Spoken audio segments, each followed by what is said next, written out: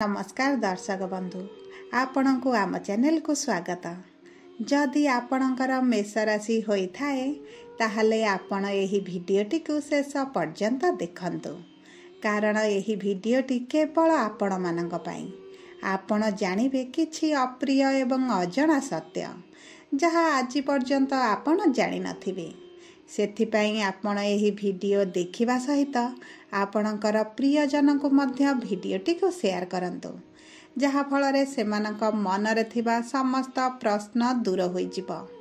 एबे आसंतु आरंभ करिबा आजिर कार्यक्रम एवं जानिबा मेष राशिर व्यक्ति माने काहेकि एते जल्दी रागी जांती, सेमानक रागी जिबा पछर कारण कौन एवं एही भली बहुत गुड़िए प्रश्नर उत्तर आमे आज एही भिडियो रे आलोचना करिबा। किंतु भिडियोटी आरंभ करिबा पूर्वरु जदि आपणकर मेष राशि होइथाए एवं आपण जदि ईश्वर को आंतरिक भक्ति एवं विश्वास करंती तेबे भिडियोटी को लाइक करंतु एवं कमेंट बॉक्स रे जय जगन्नाथ जय प्रभु मंगल अवश्य लिखि दियंतु। ता सहित आपणक मनरे जदि किछि प्रश्न बा द्वंद्व थाए तेबे आपण कमेंट बॉक्स रे पचारि पारंती। आमे आपणक प्रश्नर उत्तर देबा पई यथा संभव प्रयास करिवु। विलंब हेले मध्य आमे आपणक प्रश्नर निश्चित भाबरे उत्तर देबु। एबे आसंतु जानिबा मेष राशिर व्यक्तित्व गुण स्वभाव चरित्र एवं सही सबु कारण गुड़िक जेउथिपाई मेष राशिर लोक माने एते जल्दी रागी जाई थांती। देखंतु दर्शक बंधु, आमर राशि चक्र मध्यरु प्रथम राशि हेउची मेष राशि एवं एही राशिर रस्याधिपति हेउचंदी प्रभु मंगल महाराज, जे हेउचंदी नवग्रहंकर सेनापति एवं सी सबुबले ऊर्जावान एवं सबुबले पराक्रमी होई रही थांती। निष्ठार सहित निजर कार्य करि थांती, काहा उपरे राग द्वेष रखंती नाही। किंतु तांका सहित केही जदि छलना किंबा अन्याय करे सेमाने ताहाकु क्षमा करंती नाही। देखंतु निज कार्य को निष्ठापर भावे करिबा सहित सेमाने गोटे ऊर्जावान होइथिबा सहित सेमाने सबुबले आपणकु रागी भली देखा जांती। सेही भली भावे मेष राशिर लोक माने मध्य निजको पराक्रमी भाबी थांती, सबुबले ऊर्जावान होई रही थांती।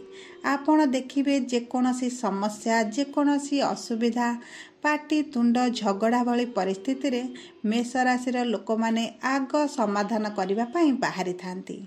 एमाने बहुत परोपकारी एवं साहाय्य करिबा पई प्रस्तुत होई रही थांती। आपण देखिबे मेष राशिर लोक माने भल खाइबा भल पिंधिबा एवं निजको सबुबले समस्तଙ୍କ ठारू भल रखिबाकू पसंद करंती। सेमान बहुत बड़ बड़ स्वप्न मध्य देखि थांती। आपण देखिबे सबुठारू महंगा जिनिस एही मेष राशिर लोक माने पसंद करि थांती। समस्ते जेउ जिनिस व्यवहार करंती सेमाने सेही जिनिस व्यवहार करिबाकू पसंद करंती नाही। सरल भाषा रे कहिबाकू गले एमाने समस्तଙ୍କ सहित समान हेबाकू पसंद करंती नाही। समस्तଙ୍କ ठारू किछि अलगा किछि भिन्न एवं समस्तଙ୍କ ठारू भल हेबाकू पसंद करंती।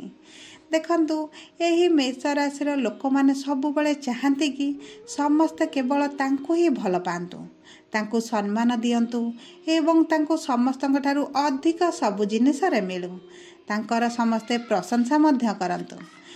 किंतु देखंतु सबु परे एमाने चाहंती कि मो हिसाब रे सबु काम हेउ, मु जहा कहिबे समस्ते मो कथा को मानिबे।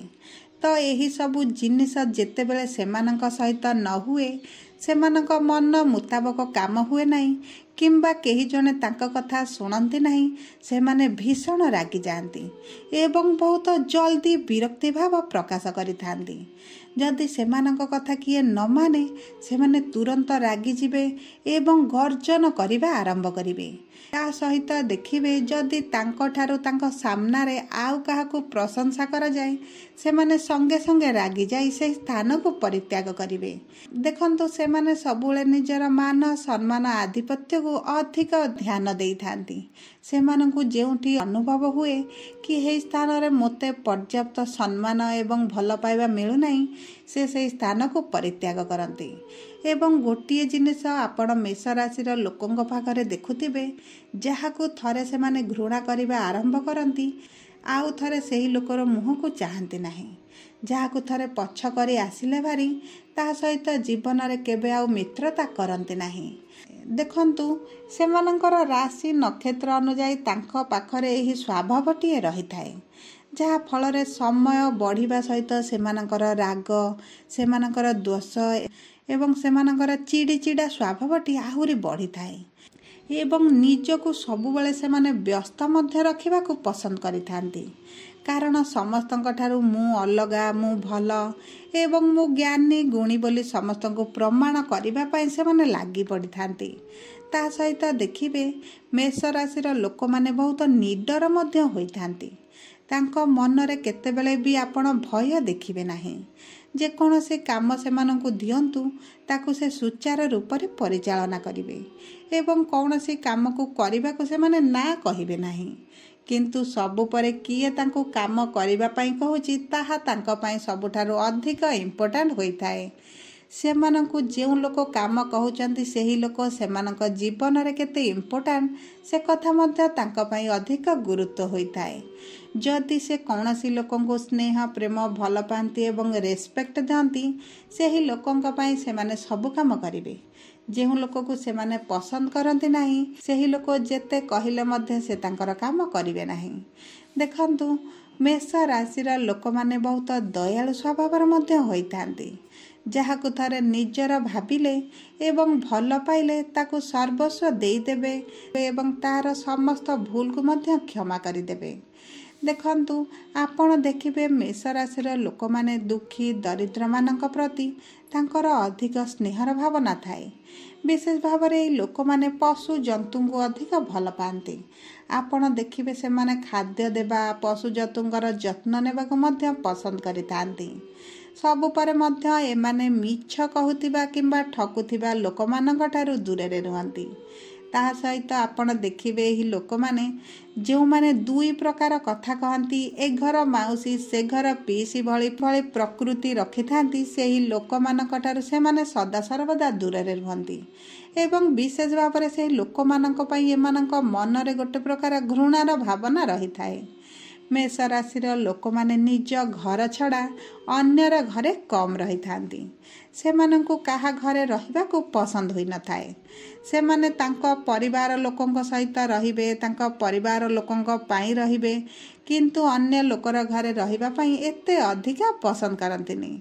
आपण देखिबे एही लोक माने निजर परिवार लोकंक पई समस्तंक सहित लढिबाको मध्य प्रस्तुत थांती निज परिवार को भलरे रखिबा सेमानक पई किछि अभाव न रहिबा एवं सेमाने कौनसी परिस्थिति रे असुविधा रे न पड़ंतु एही भली चिंताधारा सेमानक मन भितरे सदा सर्वदा रही थाए निज परिवार पई आवश्यक पड़िले निजर खुशी को सेमाने बलि देई थांती।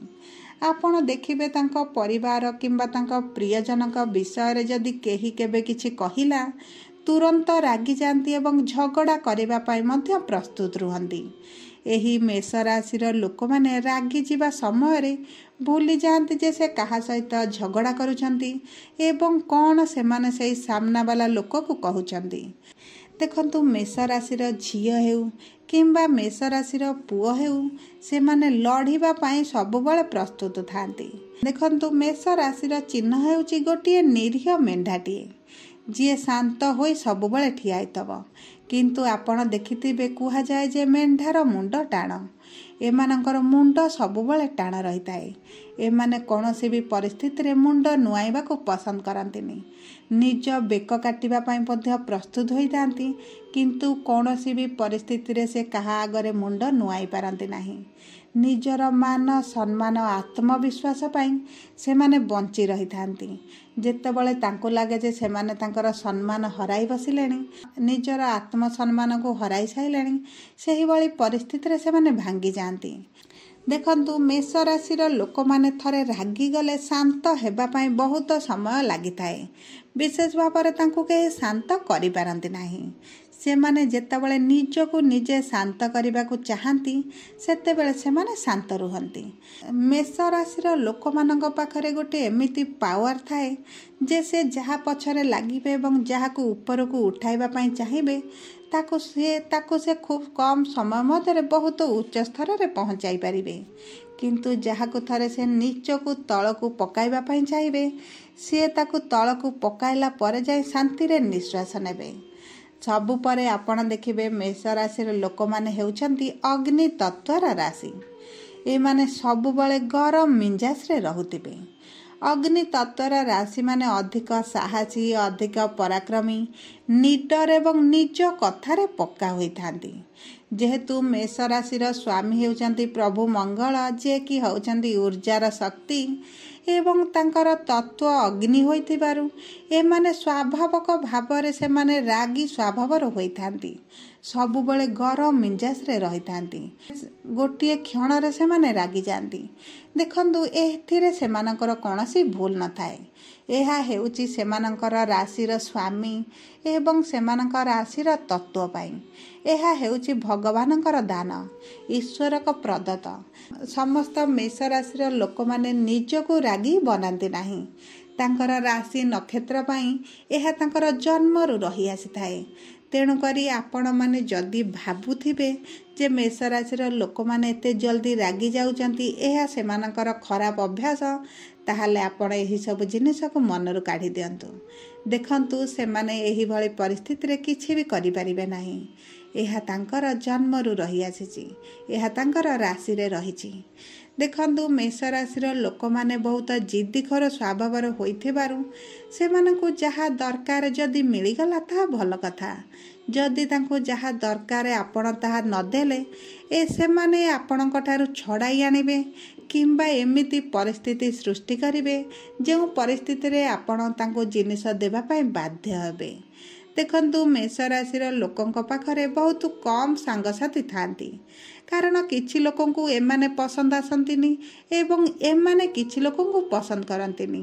ଏହିଭଳି ପରିସ୍ଥିତି ସେମାନଙ୍କ ଭିତରେ ରହୁଥିବାରୁ ଏମାନଙ୍କ ପାଖରେ ଖୁବ୍ କମ୍ ସାଙ୍ଗସାଥି ରହିଯାଆନ୍ତି।